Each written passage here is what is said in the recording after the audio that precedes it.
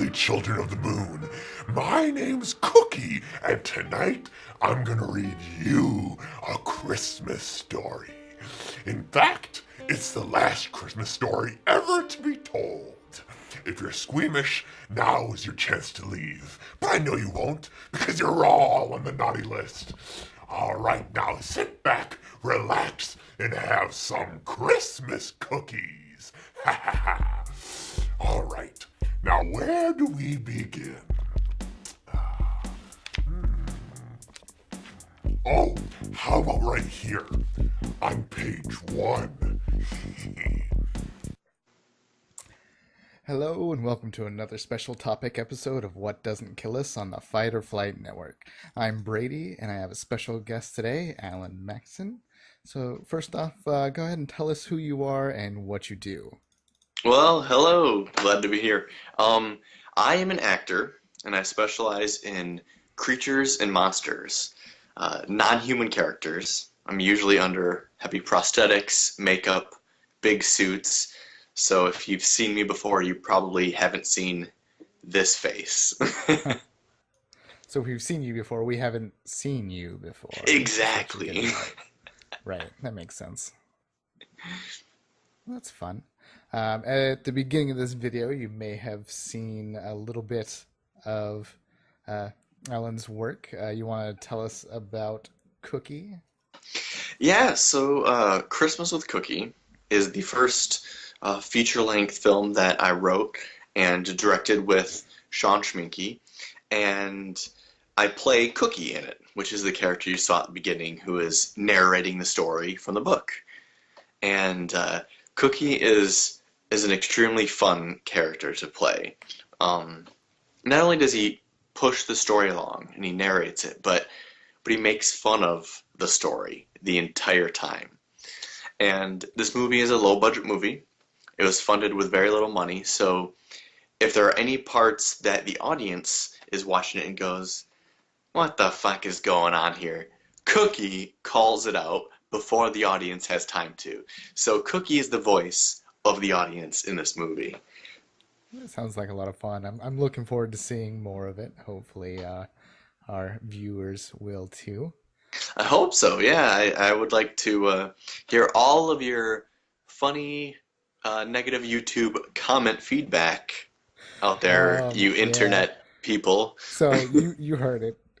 You can just email these comments and stuff to tell us your fears at gmail.com, and I will do another episode with Alan, and we'll read your comments and have him respond to it. And Hell, we may even pull out an instrument and make a song. Yeah, that'll be a blast.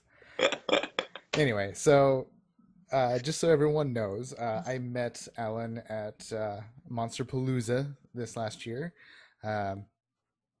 Walking around, seeing all the cool stuff. There was a booth for a film called The Raking, and Alan is the monster, the rake, as it were, right? I am the rake, not the gardening tool, right? But the modern day cryptozoology character. Yes, the rake. Not to be confused with other garden tools either, right? Mm-hmm. Right. You know, there's hoes, there's rakes. Oh, and those also exist as living people. Yes. Anyway, so I got to see a little bit of they had the costume up. I think I still have a picture that I took that I'll probably flash up on the screen. Post it for the people that are watching, for the people that are listening. Sorry. But I got to see a little bit of it, and it looks like they were having a lot of fun with making this film. It looks like everyone put a lot of effort, and there was a lot of love going into this. So I would like to see it, and I when I saw it, I thought I needed to work out something to talk to you guys about it and kind of promote that sort of thing. So here we are with the interview with you. So you want to give us a little bit more information about The Raking and your role in it? Yeah, actually the film itself, word on the street is that it got some distribution picked up. Ooh. So it will be available for the public hopefully soon. I don't know the exact release date, but probably I'm guessing this year. But The Rake is a a character that is nocturnal, but he's not just nocturnal. The light actually physically hurts him. Hmm. So, so you're safe in the light. You're probably gonna die in the dark. I like the And view. a lot in this particular movie is a group of college students go to Joshua Tree to actually research the the fabled tale of the rake. And they get a little bit more than they bargained Huh. for when they start poking their nose around somewhere where the rake actually thinks they don't belong. Sounds about right. Uh, hopefully we'll be able to talk with the rest of the cast and crew eventually as well. But let's focus on you for the time being. You are actually the rake, and the costume is all what's the word? Practical. Practical. Yes, you are. It's practical effects. You've got a costume on. It's not just computer generated. It is Yep. there, and it's Mm-hmm. you. Yep. How fun is it to be in that full body costume? It's amazing. And especially a character like that because a lot of characters I play, I've ranged from everything from I've played motion capture characters to bare minimal makeup to full on prosthetics glued to my entire body. And that's what the rake is. I had prosthetics glued to my face, the back of my head, the neck, chest, arms, hands, feet, butt, groin, the whole thing. Right. Um, and it's a blast because I get to see what I actually look like in the mirror, and I can get into that character. And the cool thing with being a character like that is since you are a humanoid, you have enough consciousness to know what you're doing, but you're not human. So you also have more primitive animal instincts. So as an actor, bringing that together is a lot of fun to play because you get to just dig in and pull out raw intensity and emotion and you can fucking kill those goddamn college students. Right. You get a little like your game face is glued on, so you can't really get away from it. Does Uh-huh. that actually help you get into the character, or does it take a little bit more Absolutely. focus? No, no, it helps with it 100%. Um, because there's many different things for it. Is one is just simply seeing what you look like. Hmm. There's any character or any human, anything in this world. A specific look has a certain vibe and has a certain air or presentation that is put out into the other things you interact with. And when you see what you look like, it almost has this instinctual keeping you in character 100% of the time. There's no breaking character because you can't take that glued thing off of your face. Right.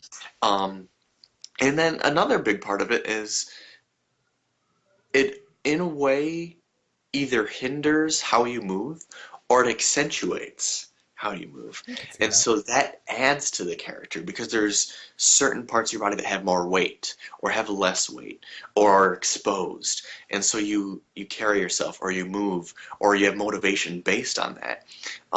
And it lets your imagination just run wild as an actor when you have those kind of things helping you.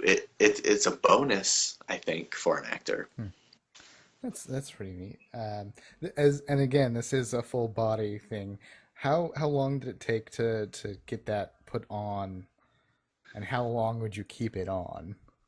How long? No, okay, two questions. Yes. So, first question, getting it on, it got faster as we went on.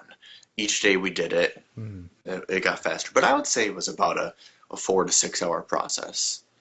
That's Um, very exciting. um, Say it again. So that's very exciting. It Just was. imagine sitting there while people are gluing things to you.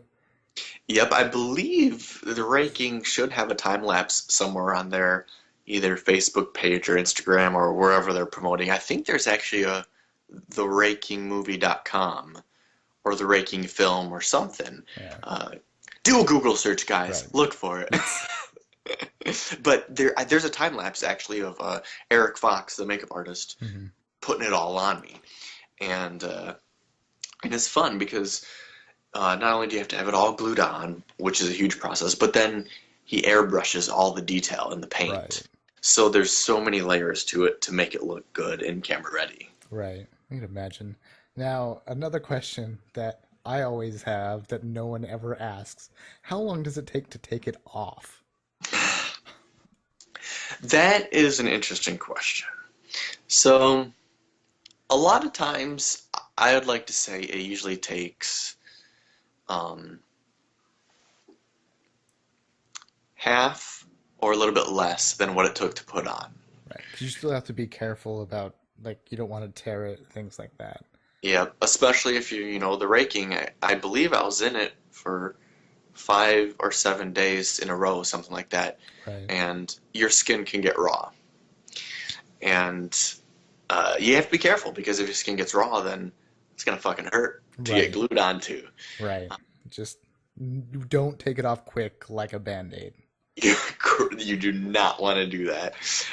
And actually, there's specific removers and Mm. chemicals, Right. and it's not just like simple alcohol. There's ones that are more soothing to your skin that take care of you rather than fucking dumping peroxide down your That sounds like bloody open body. that sounds like a fantastic day, really. Like maybe that should be your next costume is we'll just glue a bunch of stuff on you, rip it off, and then pour the peroxide on, and then you act.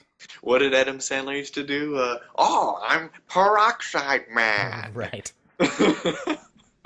Yeah. Anyway, so the costume itself actually reminds me a lot of Pumpkinhead in a way. I Oh think it's yeah, specifically in like the arms, not necessarily the head or the face. because he's got the long fingers. Right, that too.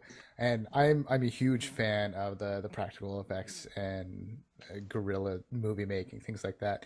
One of my favorite horror films is Hellraiser, like the original. I love Hmm.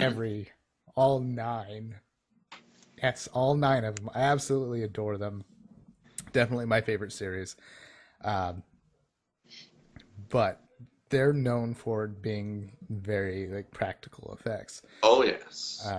Pumpkinhead is also the same, and I kind of get the vibe from the Raking. Is it's very Pumpkinhead esque, like I Hmm. don't know, the glory days of my monster flicks.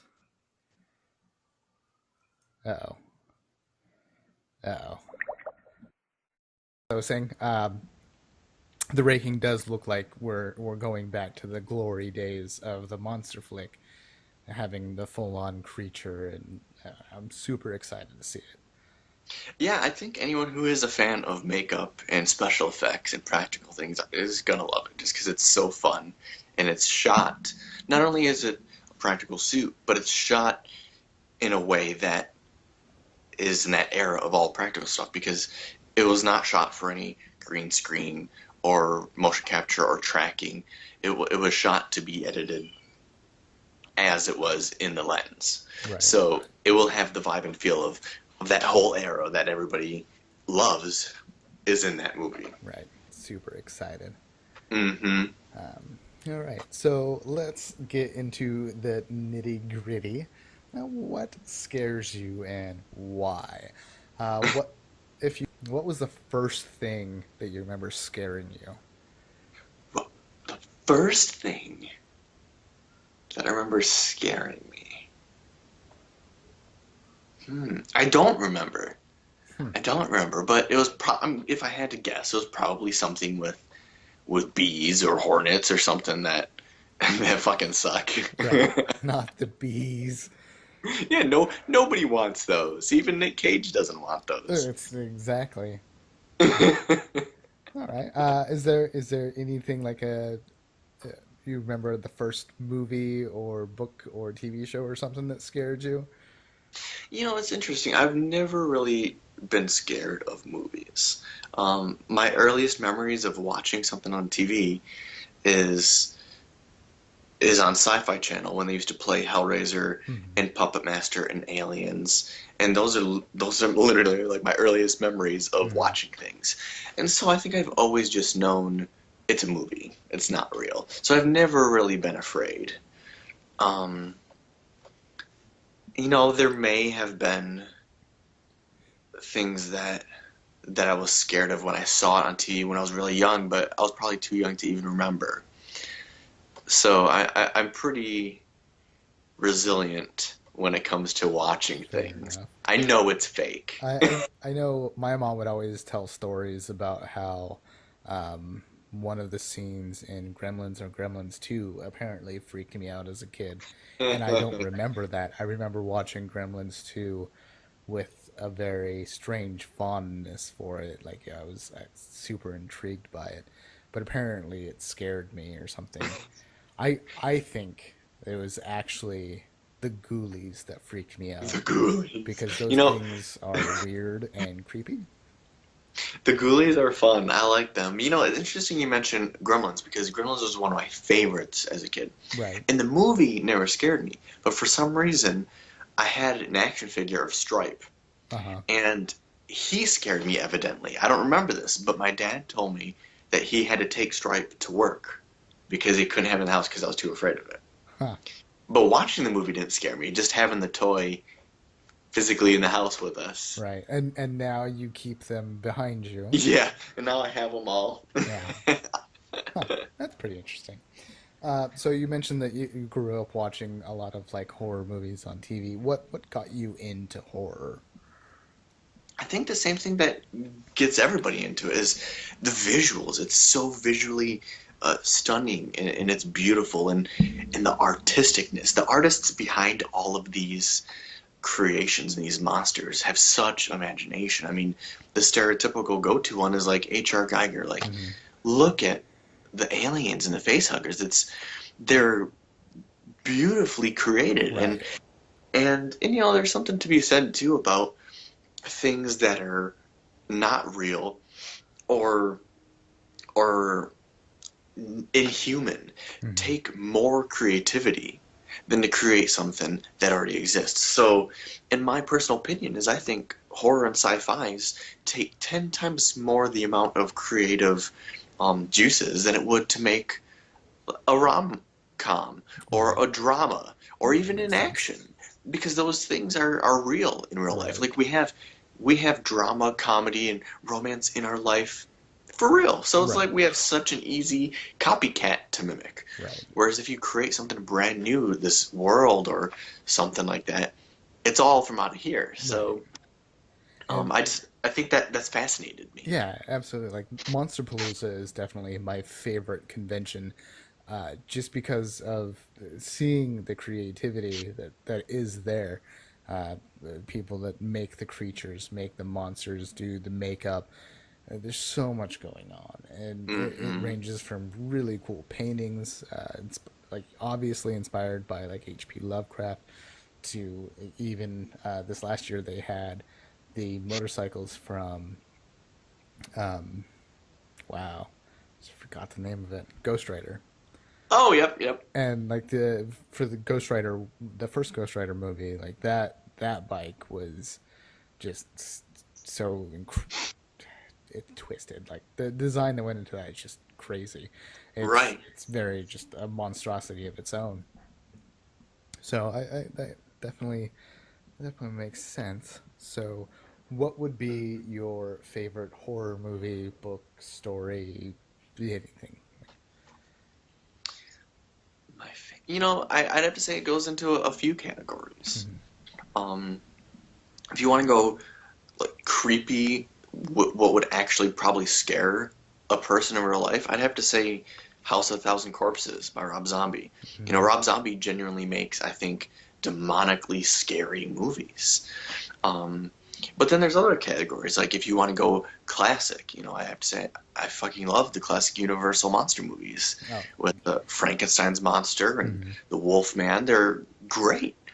Hmm. But then there's also the fun ones, like you mentioned, Gremlins, and you got Tremors, and like the horror comedy. Right. Um, And there's many different levels of horror comedy, but I think the actual comedy movies with horror elements are probably some of my favorites.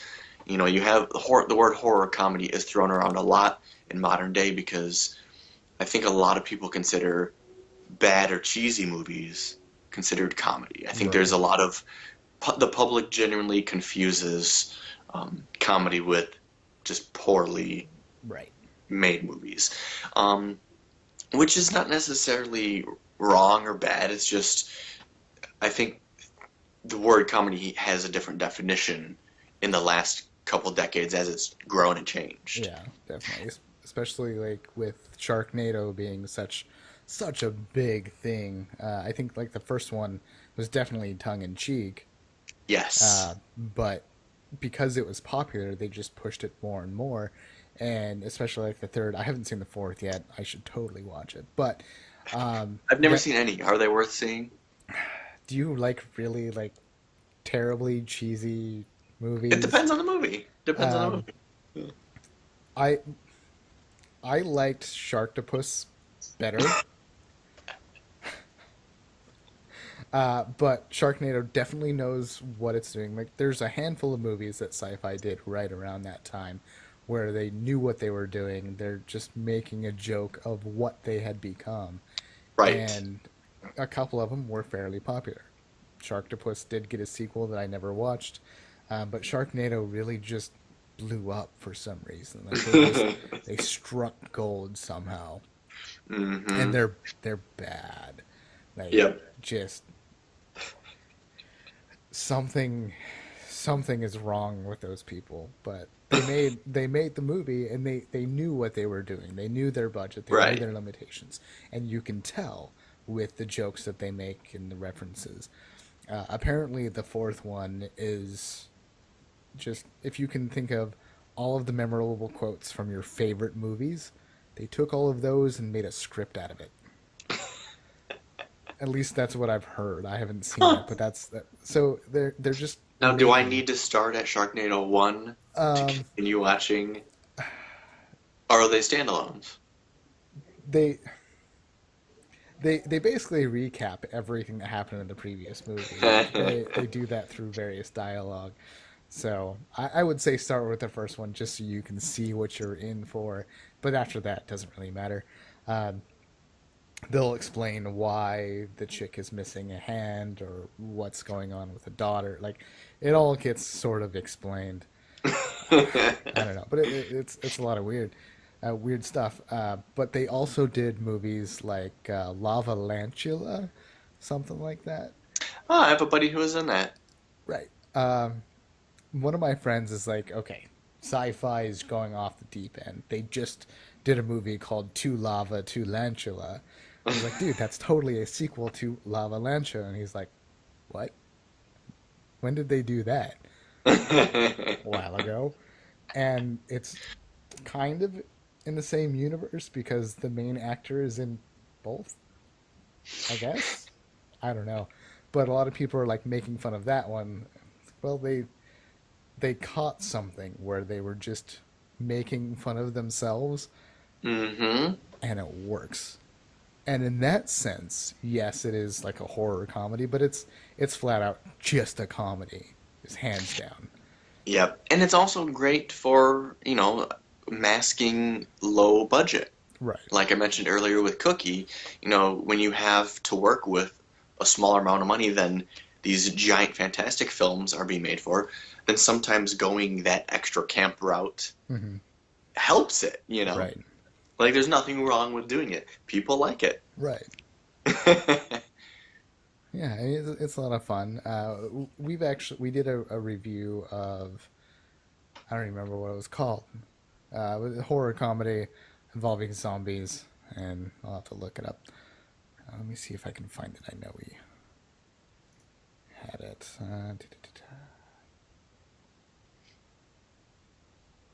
So many movies. How do you watch them all? Very carefully. Actually, I don't think we've posted it. Hmm. What? Oh, there it is. Ha! Life After Beth. Um, a horror comedy, but more so a comedy that involves zombies. Like trying to find that balance where something might be actually scary and not just like a comedy with elements. Like it's a hard genre to make. Yes. So I guess we should probably keep that in mind when we discuss horror comedy.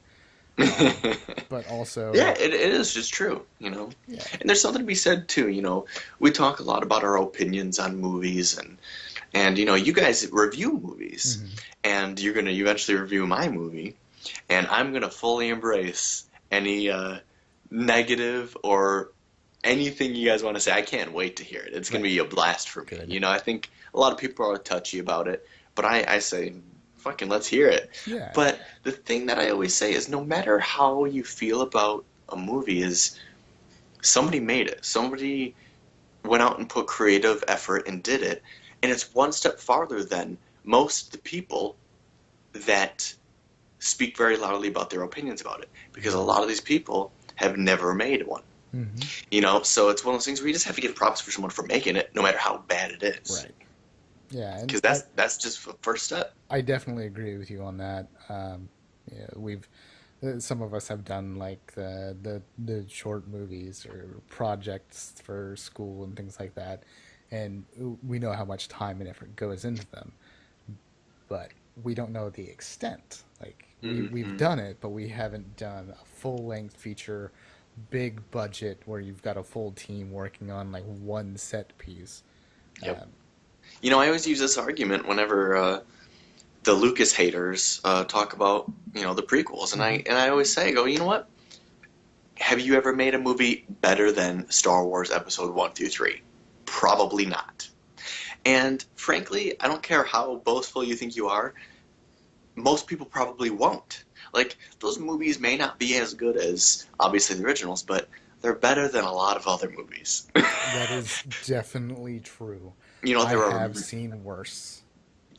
a hundred Yeah, thousand worse movies right. probably. Oh, and it's really entertaining, specifically on those because I really liked episode one. Like Hmm. at the time when it first came out, I was just it was perfect. It was everything that I wanted. And then going back and watching it, I'm like, eh, eh.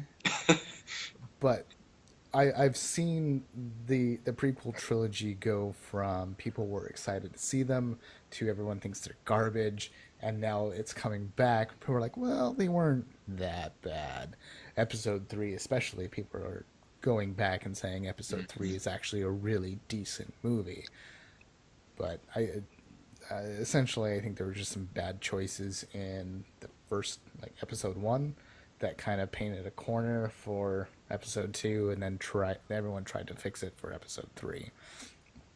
That's what I think, anyway. Hmm. So we have a lot of people just there's a lot of bandwagoning when it Oh yeah. comes to movies too. Someone's like, Hmm. "Oh, that sucks." Well, I mean, I enjoyed it, Right. so I'm not saying you will enjoy it, but I love it. Like I was watching a big ass spider. Have you heard of this movie? I have not Oh, seen that. it's you should check this one out. It actually like made me laugh. But I was watching it with my friend. I'm like, because he asked me what I wanted to do. I was like, I don't know. Let's find a stupid horror movie to watch, and we found Big Ass Spider, and like for the first half an hour, like I'm kind of giggling because I know what's happening. I hadn't seen it before, but just because of the pacing and the word choices and what they were putting emphasis on, I'm like, oh man, this is perfect. And like, so halfway through, my friend looks at me. He's like, "This movie fucking sucks. Why are we watching this?" I'm like, "No, no, no." So I paused it. And I was like, "This is what you're missing. At the beginning of the movie, they did this and said this, and then built this world." And he's like, "Okay, well, what does that have to do with anything?" Now within this world, all of that is foreshadowing, and they're going to do this, this, and this. And he went, "No way." Yeah, let's finish watching the movie, and I guarantee you this is the way it's going to play out. And he watched it, and he's like, "Oh my god, this is a brilliant movie." And it really is. Like it's not. It's not groundbreaking. It's not something that'll blow your mind, but it's done with enough care that they know what they should do, and then what they Right. can do is a little bit different. So they've got the foreshadowing where they're like the uh, the the pest exterminator guy is talking about, oh, you can't trust the government to get anything finished. And of course, when there's a giant ass spider going around, the government can't stop it, but he can. So it's just the little things like that. I'm just like, this is brilliant, and that's what I love about like the cheesy horror films. Like a bad Totally. movie is a bad movie, but when you have a cheesy movie that knows what it can get away with, you end up with shit like Sharknado. Can you wiggle your mic a little bit? I think I lost you. Oh, really? There That's you not go. good. Ha, better? Okay, Oh yeah. whatever. I'm gonna have to check to see if my audio cut out. If it did, I'm just gonna type up a story. I don't know. I'll pretend like I Yeah, was I, saying I something would love useful. to have, with the way that everybody reviews movies online, especially independent, low budget movies, I would love to have some sort of like battle. Like I want to see um, the internet do Team Cookie and Anti Cookie, Huh, and I wanted to see yes. them battle and tell each other why it sucks, and I want to hear the other team say why they like it. Right. Oh, And that'd be a lot of fun, it actually. would be it'd be a blast because everybody's gonna have such strong opinions. Right. I'm gonna be honest with you. That might happen if when we get to review it, Your because team will battle. I'm probably going to love it because I love cheesy practical effect films. And then Noel is very like old school. Like he likes like the '70s horror where horror meant something, and so he's probably gonna be like, this is the dumbest thing I've ever seen. I'm like, no, no, it's not. So we'll probably argue, and it'll be fun. Um, I'm losing you again on your really? microphone. Well, at least it says that it's recording. It's actually coming up on my recording. No, nothing. How about now? No. Damn it. Nope, not hearing you. Ah, Just see your great facial expressions. I do that. Ha ha. Better? No. Oh, oh. Did I get it? Is it there? Did it go away? Yes. No. Um. Oh, Are you saying something right now? no. I mean, yes, I am now. Um. So it's whatever. If you can't hear me, do your ear thing.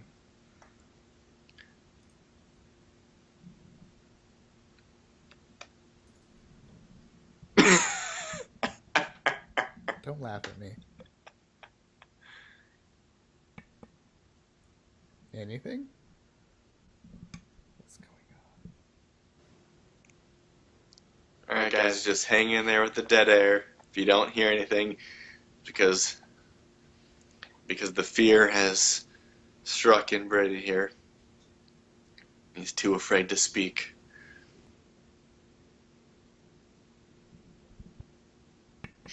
on? Ha. No. Something? Oh, there's I can something. hear myself. Weird. What'd you do? I don't know. Can you hear me? Are you good? Yeah, I do. Okay. Weird. Whatever. It was coming up on my end as recording, and since I've got it um, on monitor mode, like I can hear myself talk. So even though you couldn't hear me, I could hear myself, and the recording was going off. So I don't know. Whatever. I'll write a book You have a about that story. poltergeist in your machine. Apparently. Or Anyway, a gremlin. so yeah, totally going to tear apart your cookie, and it'll be I fun. can't wait. It'll be fantastic. Yeah. All right. So here's a fun question: if you could remake a horror movie, and either remake it to be up to today's standards, or remake it so you could be the creature, what would it be?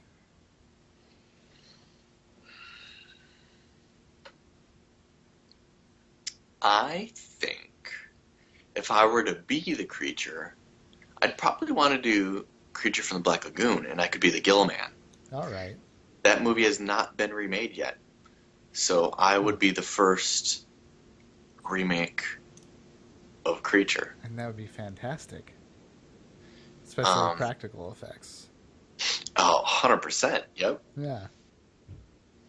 If I were to remake one as a filmmaker and make the movie, I would probably go,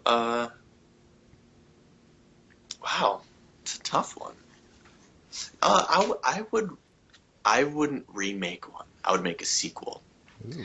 I would make a sixth installment to the Planet of the Apes Okay.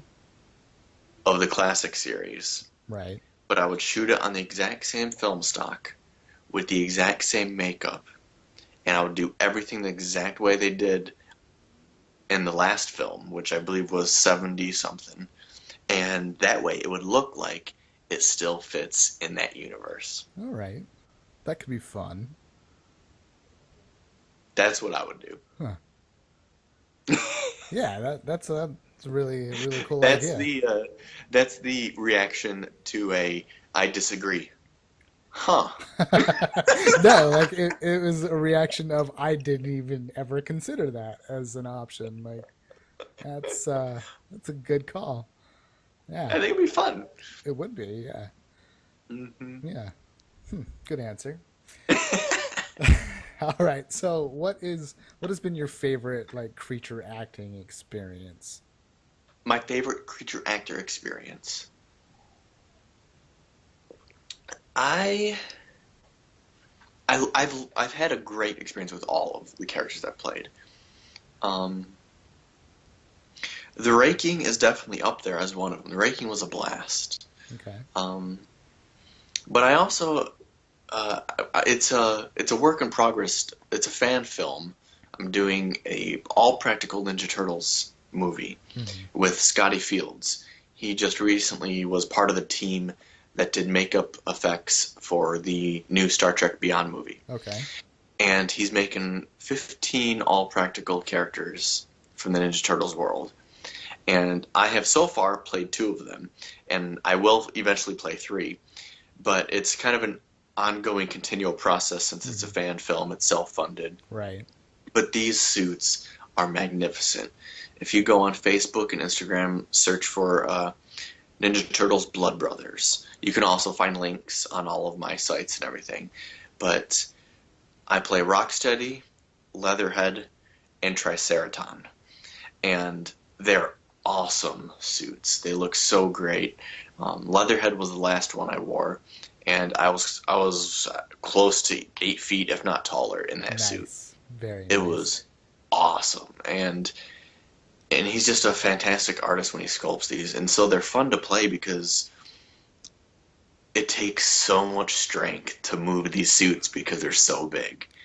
I almost felt like when I was in the Leatherhead suit, I looked down at my feet, and the way I had to walk because it was so heavy and so like um, bulky from the mass amount of foam around me. Right.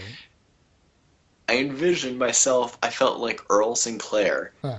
from Dinosaurs Yeah. because how he walks with his tail and his feet, it just that's how I felt when I was walking as Leatherhead. Nice. And those are fantastic. It's a blast working on those. And all of them are fun. Cookie was a blast to play. I love Cookie because his character, he's so snarky and he just harasses people. And it actually reminds me a lot of a similar character I like to play often. I've played this type of personality on 3 different occasions. And another one, which will be released in the next month or two, is called The Walking Dead.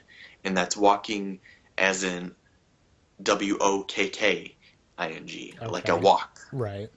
And what it is I'm a zombie chef, and I had my own chef show. Huh.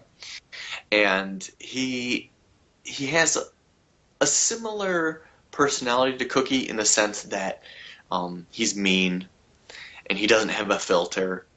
Um, but he's less like Cookie in the sense of um, telling. Excuse me for one moment.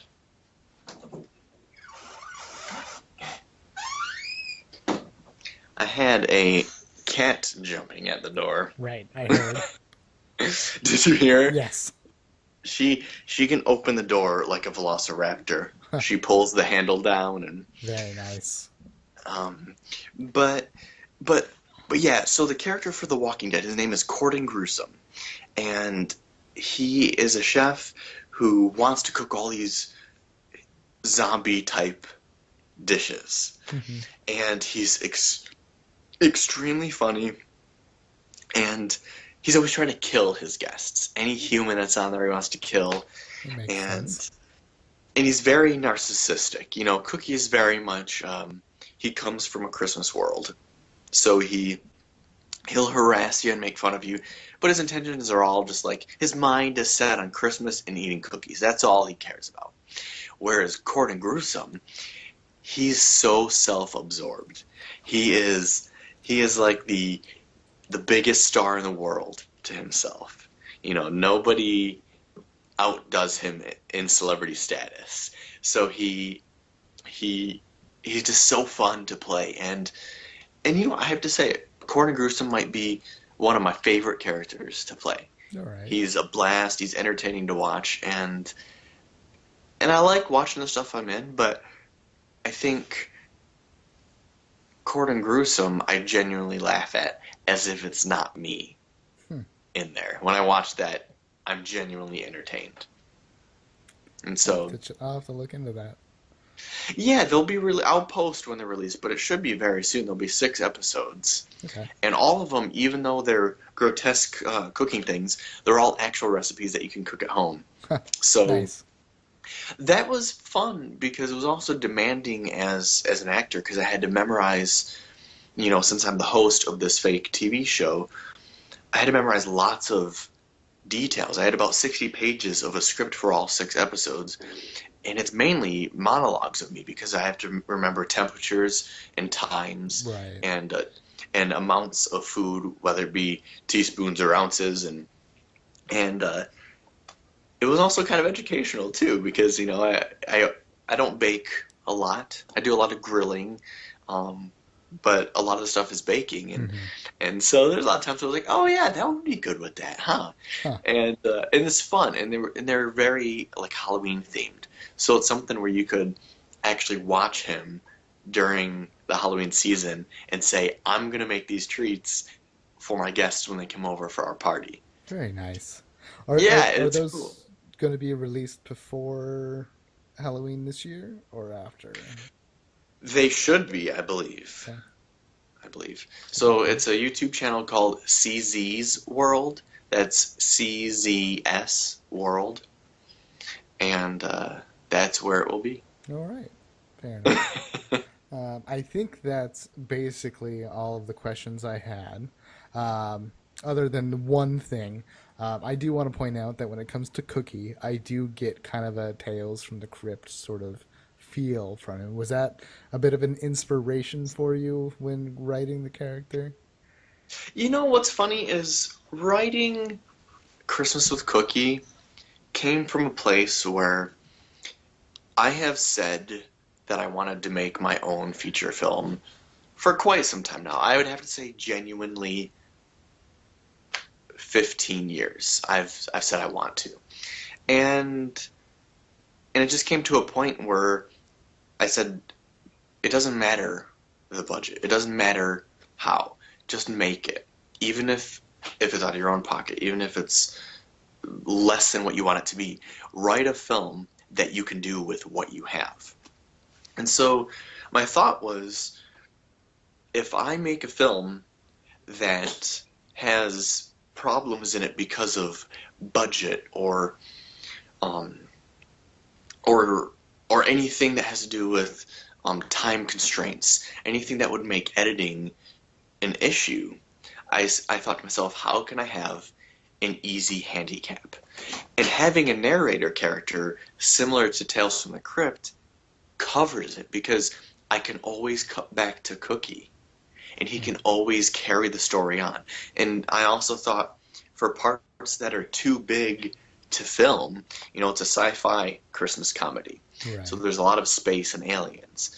And I thought, if there's a part in it that has to do with some giant special effects that I can't afford or I physically can't shoot with what I have at the moment, Cookie can easily be a cheat by reading it on the page to the audience Hmm. and carry the story along. So that character was genuinely invented as a crutch. Hmm.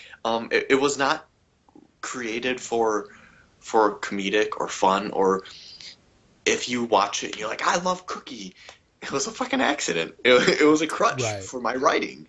Um, and if you watch it and you hate Cookie because you're like, he seems disingenuous and he seems like a crutch in a way for a bad filmmaker to get away with shit, well, then you're right. Yeah. Imagine that. Like, people do this sort of thing.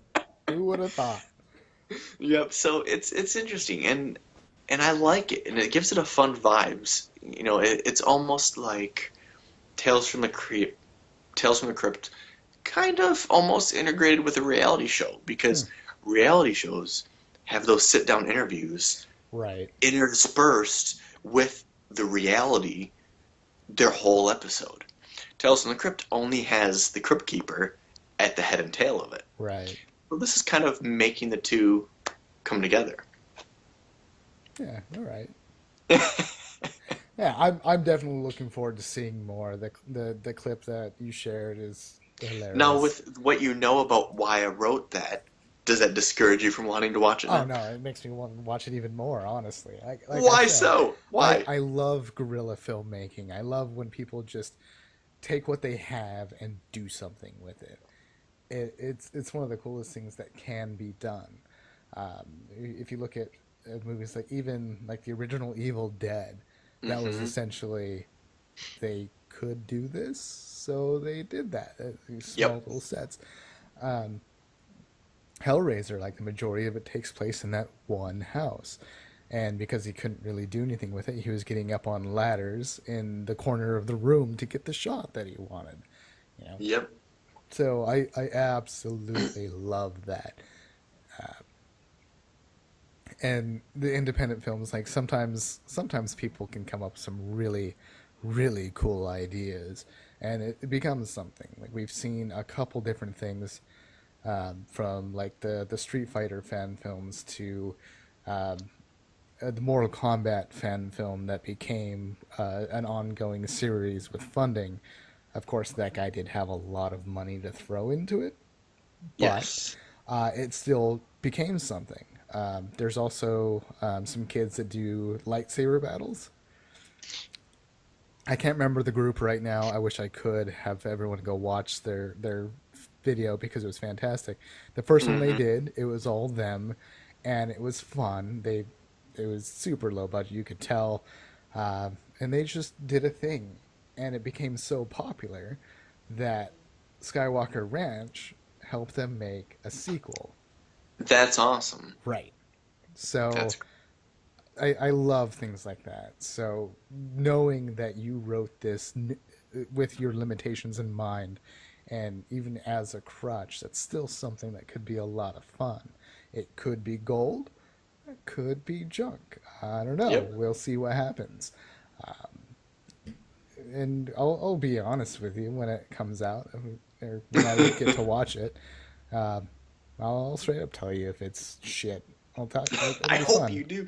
No, you know what? I genuinely do believe, from talking with you and knowing what you like and knowing this movie so well, I genuinely think you will like it. Right.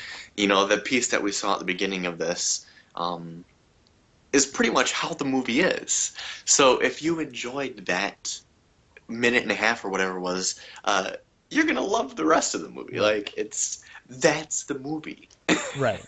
So I mean that should be a lot of fun, and I think there's a lot of like the I think I can see the inspirations that you've had throughout the years in this, like Tales from the Crypt, Mystery Science Theater, uh, just things like they're. I could probably see them throughout the entire film. Absolutely. And it'll There's two specifically that come to mind is I'm a giant Planet of the Apes fan, as you Mhm. guessed from my Right, sequel comment. right. The movie Christmas with Cookie takes place in the year 3978, and that is the year that the Icarus crash landed on Earth Right. in the original Planet of the Apes. Of course. And so that's my little ode to that. And Yeah. then there's skeletons in this movie, and basically we stabbed a knife in the back of these skeletons and shoved a broom pole through them, Hmm. and we puppeteer them. And it very much, when I watch it on camera, it reminds me of when you see Army of Darkness, when those skeletons have the knife, Yeah. and they're just. So it very much is in the vein of those things. And I pitched this movie. I say it's if you imagine the original Lost in Space TV show mixed with Thanksgiving during Christmas time. That's what this movie is. Thanks, killing. Are you a Thanksgiving fan? So fun story, sort of. One of my trips to Kentucky a couple years ago led to me and two friends sitting down, and they're just like, "We're gonna watch Thanksgiving," and like a half an hour into it, 45 minutes into it, Hoover looks over and he's like, "You guys realize that we're like 45 minutes away from when they filmed this? We could go find them and slap them for making this movie." They So I mean, filmed it in Kentucky. no, my friends are in northern Kentucky, which is like a stone's throw away from Cincinnati. Gotcha. So it's like right on the river. It's not a big trip. Well, if you'd like, I could slap them for you. I actually know them personally, and I'm good friends with them. Oh, good. So if you want, I'll give them a good. Yeah, you should. But it was just funny because like that movie is just so bad. But you But know what's funny is that's how they pitch it. oh yeah, They pitch it as the best worst movie, right? pretty Isn't that much. what they Yeah, call it? I think that's the tagline on it. And Hmm. I mean, looking back, I had a lot of fun watching it. Part of it was because, like, it's. I don't think it's something that I would watch alone and have fun with, but because I had my friends that are huge fans of Mystery Science Theater, like, we were Hmm. we were making fun of it the entire time, riffing on it as much as we could. But they did it in such a way that even riffing on it is difficult because the moments where you'd want to riff is where they have like the funniest comments that they have, and it's like the turkey has uh, the double one liner moment. Like there's a one liner, it cuts, and then he has another one. It's like they couldn't decide which one they wanted to go with, so they put both of them in. So I mean, it's so awful to watch, painful to watch, but knowing that they did it with what they have, it was Hmm. a lot of fun in general. And they're fantastic filmmakers. They actually made a sequel to it called Thanksgiving 3, where it's Turkey looking for the lost copy of Thanksgiving 2. Huh. And I'm actually in part 3. Oh yeah, Um, and it looks like if you imagine the Dark Crystal meets Thanksgiving.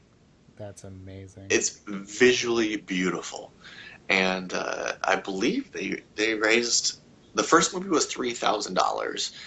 Part 3, I think it was 150 or 200,000, something crazy, drastic difference.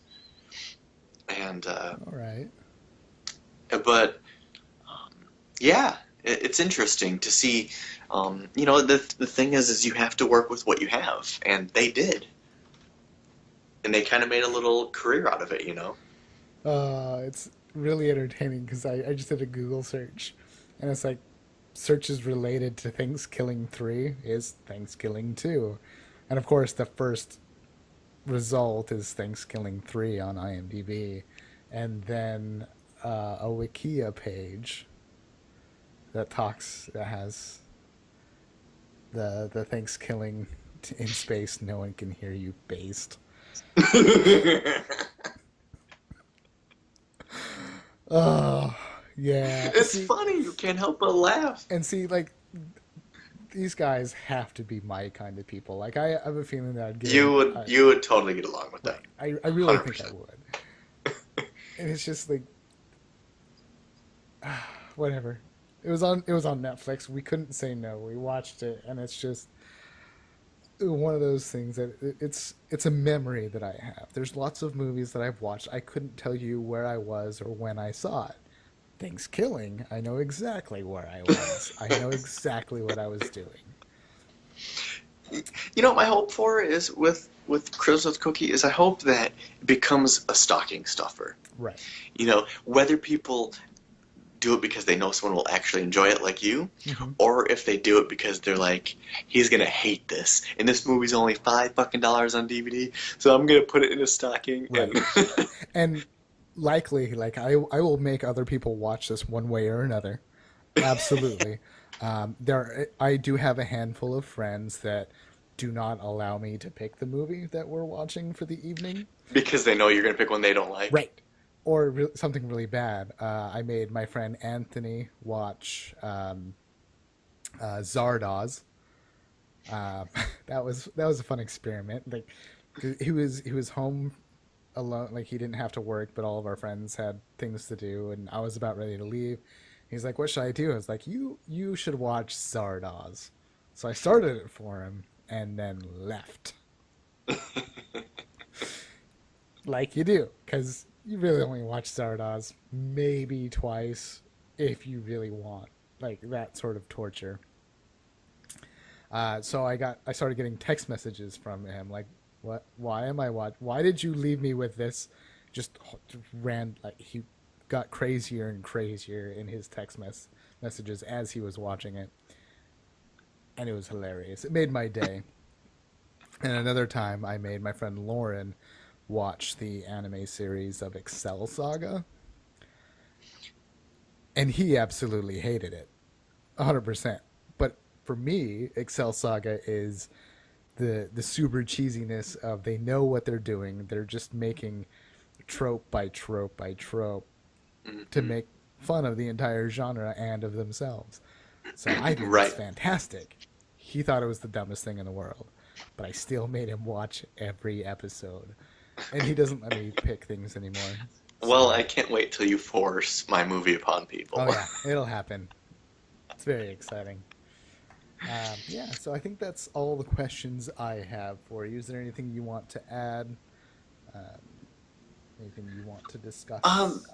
You know, I want anyone who is interested in any of the movies that we talked about, or any of the characters that I've played, just follow me on all the social media and just do all that shit. Right. Get me out there, and if you have friends that are in movies or anything, you know, just keep pushing my name out there, and we'll keep making these movies that you guys want to see. Speaking of which, we do have some people that listen and don't actually watch videos. So why don't you go ahead and tell us what your social media things are, like how to contact you or follow you? Totally. So if you went to monstermaxson.com or creatureactor.com, in case you don't know how to spell Maxson, creatureactor.com, there's links to all my social media. Instagram is @monstermaxson, Twitter is @monstermaxson, Facebook is Monster Maxson. There's a theme here. Yeah, just go to creatureactor.com and there's a link to fucking all of them. Or you can Google Monster Maxson and I'm sure it'll come up. For our viewers on YouTube, I'll have links. I think, hopefully, I don't know. We'll see if I actually convince someone to type things in. I might even have some pretty little words somewhere that say things. Yeah, thanks for joining me. I'm glad that we got to hear what scares the creature that bumps in our favorite movies. And yeah, well, thanks for having me. It was fun. For sure. We'll see if we can get you back on sometime. All right, so you guys have a wonderful day, evening, whatever time it is. Enjoy. Yes. Bye, guys. In a world where global warming has made a desert of the North Pole, I don't care how long it takes. I'm gonna get revenge on that fat.